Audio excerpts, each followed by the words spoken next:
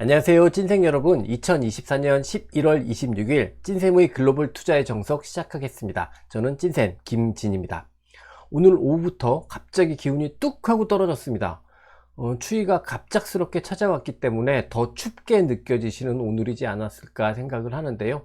그래도 우리가 주식 투자는 웬만하면 따스한 실내에서 하는 거니까 겨울이 조금은 덜 무서운 것 같습니다. 대신에 바깥에 외출하실 때는 옷 따숩게 입고 외출하셨으면 좋겠고요. 네, 오늘 방송에서는요, 스캇 베센트가 미국 재무장관으로 선임이 됐죠.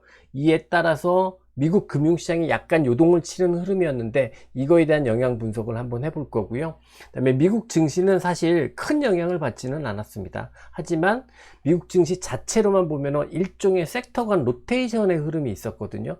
이 섹터 간 로테이션의 흐름이 어떤 의미를 가졌는지 이런 것들을 중심으로 미국 증시 리뷰를 해보고요. 그리고 마지막으로 오늘 밤 체크리스트를 중심으로 말씀을 드려보려고 합니다. 네, 지난 새벽 미국 금융시장은 전체적으로 보면 진짜 앞서 말씀드린 대로 약간의 변화가 있었다, 이렇게 이해를 하시면 될 것 같아요. 금리에서도 변화가 있었고 증시에서도 약간의 생각할 만한 변화가 있었습니다. 네, 결론부터 우선적으로 말씀을 드려보자면 증시 측면에서는 재무장관 임명에 따른 오히려 긍정적인 효과가 발생했던 하루인 것 같고요. 그래서 사실 따지고 보면 추세 측면에서 보면은 상승 추세 종목군의 확산이다, 요렇게도 표현할 수 있는 미국 증시 흐름이었던 것 같습니다. 제가 지난 새벽에 미국 금융시장 전체를 보면서 내릴 수 있었던 결론, 키워드라고 말씀드리겠죠. 이거는 세 가지인데요. 첫 번째는 금리에서는, 장기금리에서 일단 변곡점이 발생했다. 두 번째, 확산된 주도주권에서는 추가 상승 강화는 실패하는 모습이었다. 세 번째, 하지만 전통 경기 민감주에서 나름의 상승 확산이 있었다. 요 세 가지였는데요. 하나씩 보면서 말씀드려 보도록 하겠습니다. 우선 첫 번째 키워드, 제가 첫 번째 내린 핵심 소결론은 장기금리에 의미 있는 변곡점이 발생했다입니다. 실제로 장기금리의 흐름을 보게 되면 보시는 것처럼 이렇게 이제 기존의 1년의 이 상승에서 이탈하는 의미 있는 변화가, 변곡점이 지난 새벽에 이렇게 나타난 것 같습니다. 이거 자체로는 충분히 변곡점이라고 볼 수 있는 모습인 것 같아요. 그럼 왜 이런 흐름이 나타났나 이렇게 생각을 해보면 가장 큰 이유는 뭐니 해도 재무장관으로 앞서 말씀드렸던 대로 스캇 베센트가 임명됐기 때문입니다. 사실 지난밤에 미국 금융시장 전체로 보면은 스캇 베센트 재무장관 임명 이후에 채권시장도 주식시장도 사실은 모두 다 상승이었다, 이렇게 보면 되겠습니다. 왜냐하면 금리가 하락을 했으니까 채권시장은 상승을 한 거겠죠. 네, 그렇게 보면 채권시장도 떴고 주식시장도 떴구나, 이 스캇 베센트 때문에, 이렇게 이해를 하시면 될 것 같아요. 사실 이제 트럼프 정책의, 경제정책의 핵심이 이제 관세 그리고 확장 재정 이런 거잖아요. 근데 이런 게 이제 스캇 베센트를 통해서 어떻게 발현될지는 사실 알 수는 없습니다. 되게 많은 이야기들이 오늘 우리나라 주식시장에서도 분석으로 나오고 분석 레포트들로 나오는데요. 이거는 사실 지금 뭔가를 단정하기보다는 시간을 보내면서, 왜냐하면 서로 상충되는 이야기들이 굉장히 많거든요. 근데 제가 이 상황에서 한쪽의 편을 들어서 중심을 갖고 이야기했다가는 큰 오류를 범할 수도 있고, 상충되는 이야기를 계속 들으면 여러분들 입장에서는 더 헷갈리기만 할 거고 사실 큰 의미가 없습니다. 그러니까 이 부분은 사실 관세를 어떻게 할 건지, 확장 재정을 어떻게 할 건지는 시간을 보면서 차차 보면서 어떻게 작동하는지를 확인하는 게 더 중요할 것 같고, 지금 왈가왈부하는 거는 큰 의미는 없을 것 같다라고 말씀드리고 싶어요. 다만 여기에 하나 기사를 제가 가져왔는데 계속 보여드렸던 건데, 이 스캇 베센트가 선임된 직후에 이렇게 얘기를 했습니다. 트럼플레이션 이라고 너희들이 막 시장에서 평가하는 건 영어로 되게 불합리하다, 겁나 불합리하다, 요런 단어 뜻인데요. 그러니까 트럼플레이션을 강조해서 이야기하는 건 되게 불합리하다 라고 일성을 했습니다. 그러면 이 사람은 트럼플레이션을 죽이는 정책을 하게 될까요? 이건 진짜 이후에 전개되는 과정을 보면서 우리는 판단해 봐야 되는 부분인 것 같아요. 스캇 베센트란 분이 오늘 좀 많이 보셨겠지만 얼굴이 이렇게 생기신 분입니다. 이제 좀 알려졌으니까 아시겠죠? 헤지펀드 출신입니다. 베센트 키스웨어라는 헤지펀드의 설립자고요. 주특기가 저랑 조금 비슷한 것 같아요. 그래서 저랑 비슷하다고 얘기하면 여러분들이 야, 너 너무 심한 거 아니야? 이렇게 말씀하실 수도 있겠는데 주 투자 스타일이 뭐냐면 글로벌 매크로 투자인 것 같아요. 그래서 저랑 비슷하다. 글로벌 매크로 투자가 전문인 분이다 라고 이해하시면 될 것 같고, 성소수자래요. 근데 월스트리트에서는 인망이 굉장히 높은 것 같습니다. 그래서 이 사람이 임명되고 나서 금융시장은 뭐 안정성, 신뢰성 이런 것들, 뭐 스테빌리티, 그 다음에 크레더빌리티, 뭐 이런 단어들이 지배를 하고 있거든요. 그래서 나름 신뢰도 높고 인망도 높은 사람이구나. 그래서 뭔가 이 사람한테 기대하는 부분이 있구나. 뭐 이런 것들은 대충 유추는 해볼 수 있을 것 같습니다. 재정정책에 관해서는 확장 재정보다는 오히려 균형 재정에 더 가까울 가능성이 높다, 이런 평가도 있는데요. 이건 진짜 두고 봐야 되는 문제인 것 같고요.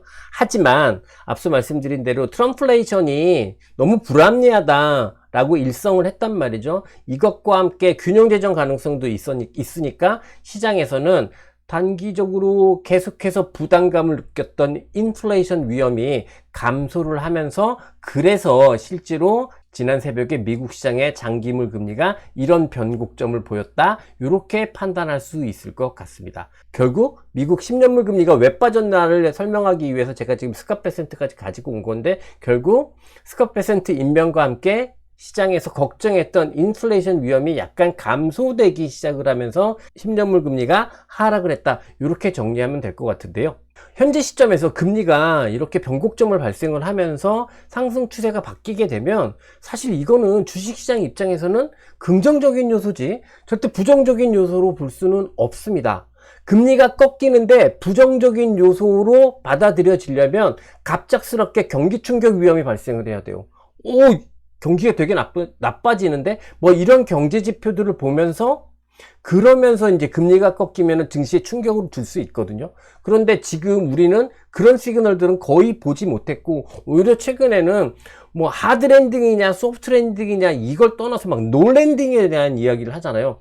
경기 충격이 아예 없을 거다라는 이야기까지 하고 있는데, 그게 맞을지 안 맞을지 모르겠지만 어찌됐든 시장에서의 기본적인 생각이 경기 충격 위험은 거의 생각하지 않는 분위기란 말이죠. 그런 가운데서 10년물 금리가 이렇게 하락했다고 한다면 이거는 기대 인플레이션의 변화에 따른 10년물 금리의 하락으로 볼 수 있고, 기대 인플레이션의 변화에 따른 10년물 금리의 하락이라고 한다면 이거는 주식시장에는 사실 긍정적인 요인이지 부정적인 요인으로 볼 수는 없다, 이렇게 말씀드릴 수 있을 것 같습니다. 그래서 실제로 주식시장은 이 금리 변화에 아주 의미 있는 변화를 가지지는 못했고요. 아주 일부 세밀한 변화 정도만 보여줬던 게 아닌가, 이렇게 판단이 되거든요. 그거에 대해서 하나씩 또 설명을 드려보도록 하겠습니다. 두 번째, 제가 이제 결론을 내린 소결론은 확장된 주도주 같은 경우에는 추가 강세가 강화되는 듯한 시도가 장 초반 있었지만 실패했다는 겁니다. 이게 전반적으로 이 관련한 우리가 알고 있는 확산된 주도주들이 전반적으로 조정을 보였다라는 게 지난 새벽에 있었던 미국 주식의 가장 큰 특징인데요. 기본적으로 보면 이 확장된 주도주군이 금리하고 아주 밀접한 연관이 있는 섹터가 아닙니다. 그렇기 때문에 금리가 높을 때, 그리고 사실 금리가 높을 때 주가에 유리한 종목은 별로 없어요. 그렇다라고 보면, 그리고 또 하나, 금리는 사실 어저께 시간외부터, 제가 어제 방송에서도 시간에서 지금 하락하고 있다는 말씀을 잠깐 드렸었는데, 시간 내부터 하락을 했잖아요. 근데 확산된 주도주군 같은 경우에는 장 초반에 오히려 강세 강화가 시도되다가 대부분 음선 마감, 그래서 보합권 마감 아니면 소폭 약세 마감, 이렇게 전개됐거든요. 이게 지금 이제 팔란티어인데요. 그런 흐름이었기 때문에 금리의 변화 때문에 이 확산된 주도주군에서 조정이 전개됐다, 이렇게 보기는 뭐 이쪽으로 생각해도 이쪽으로 생각해도 다 잘 앞뒤가 안 맞는다, 이렇게 이해를 하시면 될 것 같아요. 이제 확장된 주도주군 같은 경우는 지금 팔란티어지만 뭐 세일스포스도 조정이었고요. 가장 세고 저는 개인적으로 대장이라고 생각하고 있는 오라클도 이 정도의 조정이었습니다. 그리고 뭐 소프트웨어만 확산된 주도주의 핵심이 아니잖아요. 원전 같은 주식들도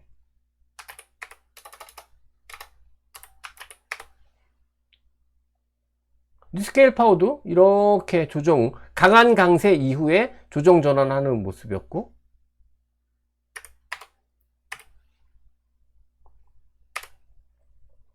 BWX 테크놀로지도 강세 출발, 조정 전환하는 그런 흐름이었습니다. 원전도 그랬다는 이야기가 되겠죠. 데이터 센터 하드웨어는 또 어땠을까? 보게 되면 데이터 마찬가지였습니다. 이튼도 상승 출발, 조정 전환, 버티브도 상승 출발, 조정 전환. 뭐 그냥 똑같이 그냥 정도의 차이만 있을 뿐, 그냥 거의 모든 종목군들에서 상승 출발했으나 조정 전환하면서 마무리된 게 일반적으로 확산된 주도주군에서 나타난 흐름이었다. 이렇게 이해를 해 주시면 될 것 같고요. 사실 이 종목들은 모두 다 따지고 보면 같이 움직이고 있는 게 지금 보여지잖아요. 근데 분명히 다른 섹터예요. 그렇기 때문에 분명히 하나씩 보면 다른 섹터인데 이렇게 같은 움직임을 보이고 있다면 현재 국면 이들이 올라가는 속성은 똑같다라고 보는 게 맞겠죠. 그게 시장 전체에 대한 해석일 겁니다. 그리고 그 배경에는 AI가 있다. 그냥 이렇게 이해하면 될 것 같고, 그러니까 우리는 확장된 주도주 구도로 이튼을 써도 무방하고 버티브를 써도 무방하고 원전을 써도 무방하다. 이렇게 말씀드릴 수 있을 것 같습니다.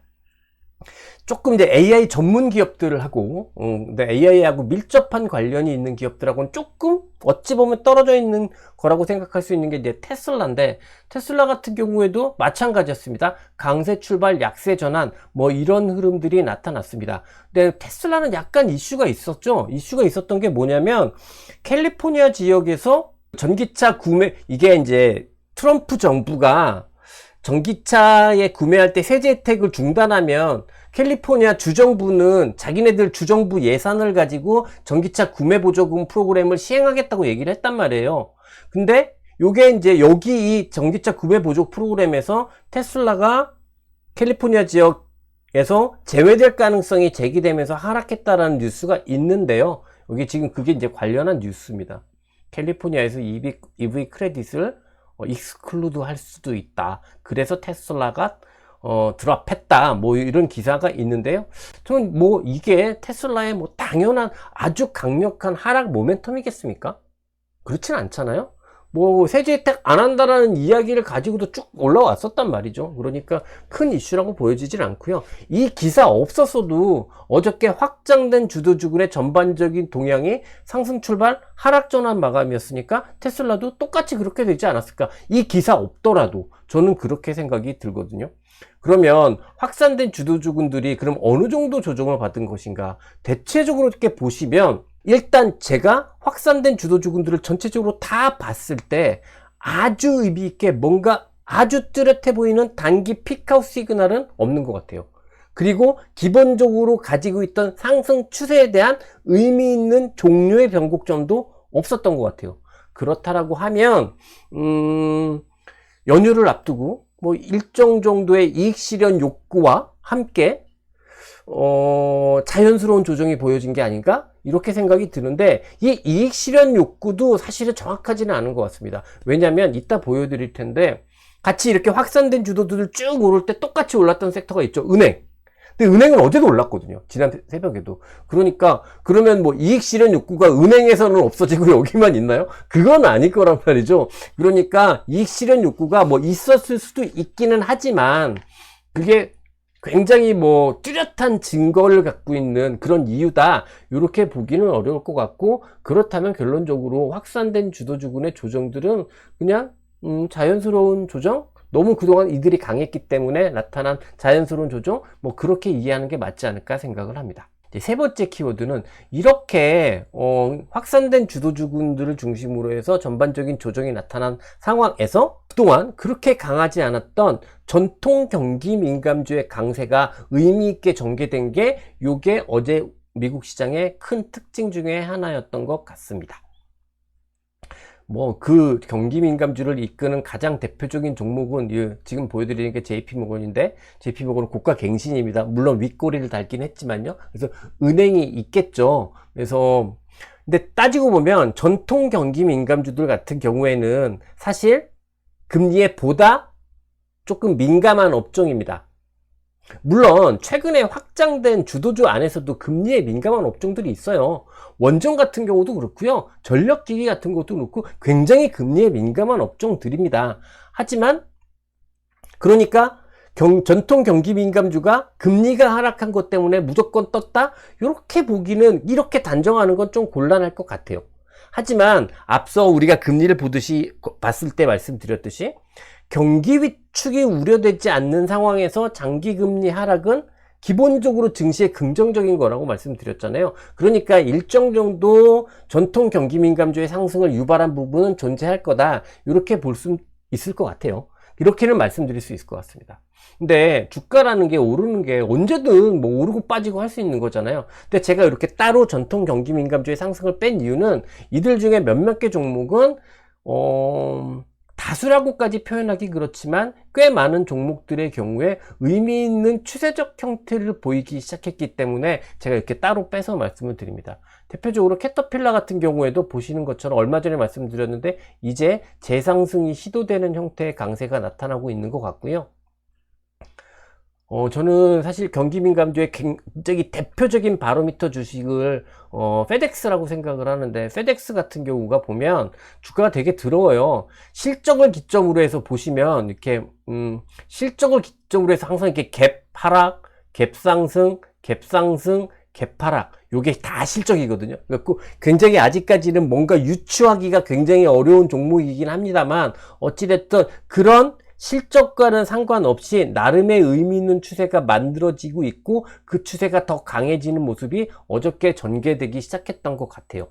그래서 나름 의미 있는 흐름이라고 볼 수 있을 것 같고, 이렇게 또 자동차, 그러니까 자동차가 아니죠, 기계, 그 다음에 운송뿐만 아니라 앞서 제가 요것부터 보여드렸어야 되는데, 자동차 섹터도 보시는 것처럼 이렇게 상승 추세 전환의 흐름, 포드 역시 상승이 시도되는 흐름, 이런 흐름들이 나타났다, 이렇게 이해를 해주시면 될 것 같고, 그래서 미국 시장은 이런 전통적인 경기 민감주의 일부분에서, 전체라고 다 말씀드릴 수는 없죠, 일부분에서 상승 전환 흐름이 추세적으로 전개된 게 어저께의 특징이라고 볼 수 있을 것 같고, 이거의 가장 궁극적인 힘은 아무래도 장기금리의 하락, 뭐 이게 가장 크게 일정 정도는 영향을 준 부분이 있는 것 같다, 이렇게 말씀드릴 수 있겠습니다. 아직 하지만 모든 경기 민감주가 다 좋은 건 아니에요. 유가의 영향을 많이 받고 있는 이런 에너지 섹터 같은 경우에는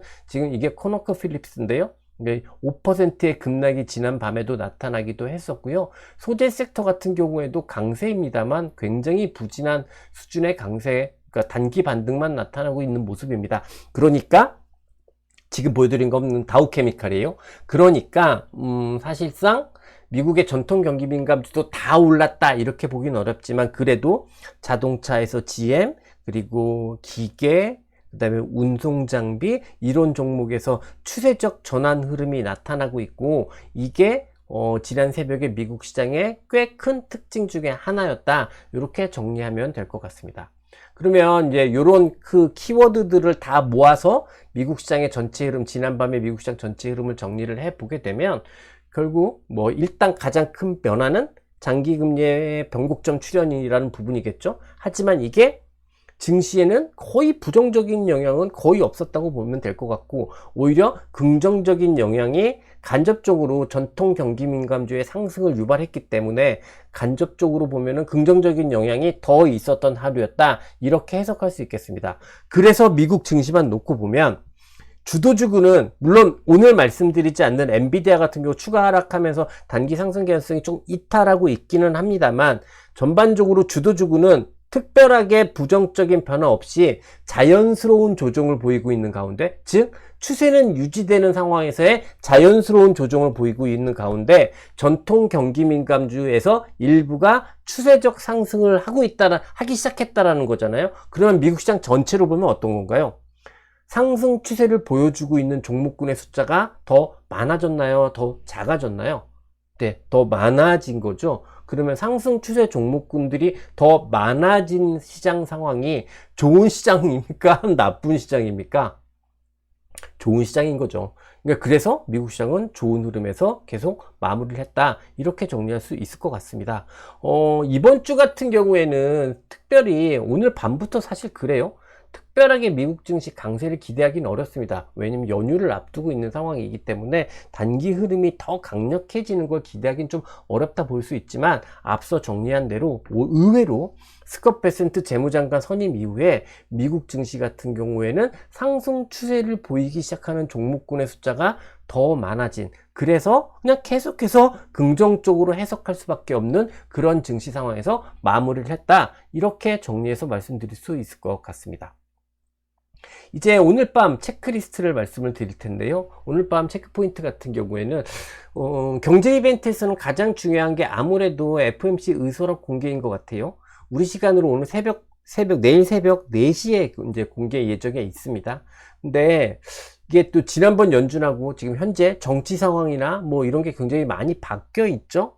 그리고 12월 달에 금리를 인하할 가능성이 이제는 거의 반반까지 내려와 있는 상황이거든요. 그렇기 때문에 뭐 FOMC 의사록을 가지고 금융시장이 다시 한번 휘몰아칠 거다, 이렇게 예상하기는 좀 어렵지 않나 라고 생각을 합니다. 증시 자체로만 놓고 보면은 이제 연휴, 계속 말씀드리지만 연휴 전이기 때문에 큰 변화가 있을 거라고 예상이 되지는 않는 동향이거든요. 그러니까 우리는 어제부터 이제 조금 자연스러운 조정을 보이면서 상대적인 약세를 보인 이 확산된 주도주군에서 생각과 다르게 의미 있는 추세적 변화가 보여지는지, 그것만 뭐 잘 나타날 것 같다고 생각되지는 않습니다만, 그것만 점검하시면 될 것 같습니다.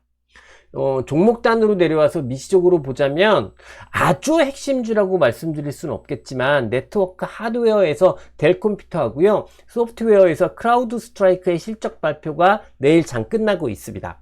특히 델 같은 경우에는 실적 핵심적인 주도주는 아니지만 확산된 주도주군의 하나로 볼 수 있는데, 아직까지 델 같은 경우에는 보시면 아직까지 고점과는 조금 괴리가 있는 상황이거든요. 고점이 여기 정도 레벨이니까 고점과는 괴리가 있는 상황입니다. 그래서 만약에 실적 발표 이후에 주가 총격이 아니라 오히려 긍정적인 흐름이 있으면, 긍정적인 반응이 있게 되면 뭐 미시적으로 이 종목들은 이 고가 레벨까지 조금 달리는 그런 흐름들도 나오지 않을까. 최근 확산된 주도주군의 분위기를 보게 된다면 그런 걸 기대해 보게 되는데요. 이건 진짜 그냥 근거 없는 기대일 뿐이고요. 실적 발표 이후에 어떤 흐름이 나올지 주목해서 보시면 좋을 것 같다 말씀드리겠습니다. 왜냐하면 또 특별히 델만 말씀드리는 건, 크라우드 스트라이크 같은 경우에는 사실 AI 소프트웨어 주도주군에 포함할 수 있는 종목으로 아직까지 판단되진 않아요. 하지만 델 컴퓨터 같은 경우에는, 델 테크놀로지 같은 경우에는 네트워크 하드웨어 장비로서 충분히 포함할 수 있는 종목이라고 생각하거든요. 그렇기 때문에 조금 더 델을 중심으로 보셨으면 좋겠다, 이렇게 말씀드리고 싶습니다. 이제 마지막으로 전망, 전략, 요 말씀을 드릴게요. 어제 이제 앞서 우리가 쭉 봤듯이, 우리가 회의를 하면서도 이 방송을 통해서 제가 말씀드리면서도 굉장히 많이 말씀드렸던 확산된 주도주군을 중심으로 해서 전반적인 조정이 있었습니다. 근데 여러분과 제가 이제 같이 나누고 있는 이 전략의 가이드라인 상으로 보면 사실 어제도 의미 있는 손실이 나지 않았어야 하지 않나? 손실이 안 났을 가능성이 더 높은 것 같습니다. 왜냐하면 핵심 주도주도 부진하고 확산된 주도주도 자연스러운 조정이었지만, 25에서 30%의 비중을 가지고 있는 경기 민감주가 부진했던 그 영역을 확실히 메꿔주는 그런 강세를 보였거든요. 그렇죠? 그렇기 때문에 크게 손실이 안 나는 게 정상적이지 않았을까라는 생각을 해요. 이 말씀을 왜 드리냐면, 제가 했지 안 했지, 제가 제일 싫어하는 그 말씀을 드리려고 하는 게 아니라, 저는 늘 이제 지금도 제가 누차 맨날 말씀을 드리지만, 그래서 뭐 사요? 그래서 뭐 사요? 이렇게 이제 투자의 끝은, 투자의 결론이 결국은 어떤 주식을 얼마에 살까, 이거로 이제 많이들 이렇게 생각을 하시잖아요. 근데 저는 이 투자의 결론은 어떤 종목을 사는가가 아니라 어떤 종목을 어떻게 구성하는가, 이게 저는 투자의 결론이라고 생각을 하거든요. 사실 종목으로 딱 이렇게 가면 그래서 내 생각이 틀리지 않아. 나는 맞출 수 있어. 그리고 내 생각이 지금 난 공부를 열심히 했는데 내가 내린 결론이 틀리지 않을 거야. 이런 가정을 한다면 사실 포트폴리오는 필요가 없어요. 왜? 내가 다 맞는데. 그죠? 위험이 없잖아요. 위험이 없는데 뭐하러 분산을 하고 포트폴리오 가집니까? 한데 이제 주식 투자라는 건 사실 그렇지 않잖아요. 거의 99%가 불확실성에 대한 포지션을 갖고 있는 거지 않습니까? 그렇기 때문에 저는 사실 내가 어떤 주식을 사는가 보다 어떤 주식으로 내 포트폴리오를 어떻게 구성하는 거가 이게 훨씬 더 중요하다고 생각을 합니다. 제가 예전에 찐쌤의 강의실에서도 보면 그래서 꼭 그것 때문에 포트폴리오를 구성하는 방법에 대해서 너무 여러분들께 말씀드리고 싶었고 알려드리고 싶었고 공유하고 싶어서 그걸 강의를 막 올려서 되게 재밌게 찍어갖고 올렸는데 그게 조회수가 제일 안 나왔거든요. 이게 아마 많은 개인 투자자분들은 그냥 그런 포트폴리오의 관점보다는 내가 몇 천만 원 정도밖에 안 하는데 포트폴리오가 관심이 있어. 그래도 포트폴리오가 중요한 겁니다. 근데 포트폴리오 관심 없고 그래서 뭐 사라고 이렇게 어떤 종목을 사느냐가 결론으로 계속해서 생각을 하시는 것 같고 그래서 제가 포트폴리오를 중요시 여기는 말씀을 드리면 이 말씀은 그렇게 잘 안 들으시는 것 같기는 한데요. 그래도 제 이야기 잘 들어주시는 여러분들만이라도 이 주식 투자는 어떤 종목을 사느냐의 관점이 아니라 그래서 이 종목으로 내 포트폴리오를 어떻게 구성하느냐 이 관점으로 투자를 하셨으면 좋겠다 이 말씀을 진짜 드리고 싶어서 근데 어찌 보면 하나의 예가 딱 발생한 것 같아서 제 기준에는 어저께도 여러분들의 제가 드린 가이드라인을 충실히 따르셨다면 어저께도 여러분들이 손실이 거의 안 났어야 하는 게 정답이다. 저는 이렇게 생각을 하고 있습니다. 근데 그 말씀을 드리고 싶어서 그래서 투자의 결론은 어떤 종목을 사는가가 아니라 그래서 어떤 포트폴리오를 구성하는가다 이 말씀을 드렸던 겁니다. 관점이 바뀌지 않고 그 다음에 이번 주는 연휴이기 때문에 특별하게 바뀔 게 없기 때문에 전략 계속 유지하겠습니다. 주식 비중은 8에서 90%제 기준에는 가장 공격적인 수준의 주식 비중이고요. 포트폴리오는 미국 주도주 하면 이제 또 새롭게 들으시는 분들도 있으니까 제가 중간중간 다시 업데이트 하겠습니다. 핵심 주도주 있어야 됩니다. 빅테크하고 엔비디아나 브로드컴 중에 선별해서 분명히 핵심 주도주가 있으셔야 될 거고요. 앞서 말씀드렸던 네트워크 하드웨어, 델, 아리스타 네트워크 뭐 이런 것들이겠죠. 그 다음에 데이터 센터 하드웨어, GE 베르노바, 이튼, 버티브 뭐 이런 거겠죠.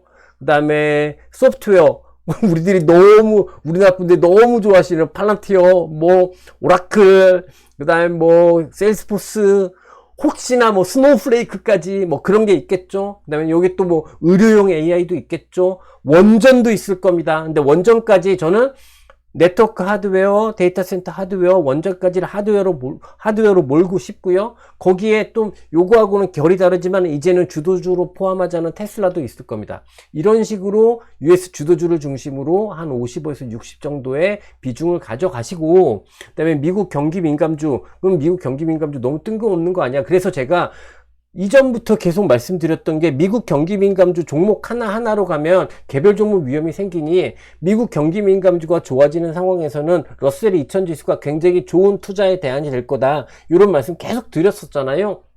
그래서 가장 센 은행, 러셀 2000, 뭐 혹은 뭐 유통 섹터 이런 것들이 미국 경기 민감주 포트폴리오에 포함될 수 있는 종목이 될 겁니다. 이런 것들로 25에서 30 정도를 유지하는 포트폴리오 컨셉, 이거 지금 제가 새롭게 말씀드리는 게 아니라 제가 우리가 이 포트폴리오 요렇게 주식 비중 요렇게 올려놓고 이게 지금 한 3주째 그대로 가고 있지 않나요? 한 2, 3주 아닌가? 2, 3주까지는 너무 긴가? 하여간 상당 기간 오래 가고 있거든요. 저는 그냥 건들지 말자 주의고요. 오늘도 건들지 말자로 말씀을 드리겠습니다. 그래서 그냥 기존에 있었던 전략 그대로 유지한다 말씀드리겠습니다. 예, 이상으로요. 오늘 제가 준비한 말씀은 다 드렸거든요. 오늘 밤부터는 미국이 조금 한가해지는 증시가 되지 않을까 생각이 되기 때문에 여러분들 밤에 시장 뭐 너무 집중해서 안 보셨으면 좋겠고요. 그냥 영화라도 한 편 이렇게 딱 밤새서 시장을 보시겠다면 영화 보시면서 그러면서 이제 이렇게 시세만 흘끔흘끔 보셔도 좋지 않을까 싶고, 대신 그냥 핵심 주도주가 아니죠. 핵심인 확산된 주도주의 동향만 중심 잡고 잘 보셨으면 좋겠다, 이 말씀 드리겠습니다. 네, 늘 말씀드리는 건데 저는 오늘도 이 자리에서 여러분의 투자를 응원하겠습니다. 이상 글로벌 투자의 정석 찐쌤 김진이었습니다. 끝까지 들어주셔서 감사합니다.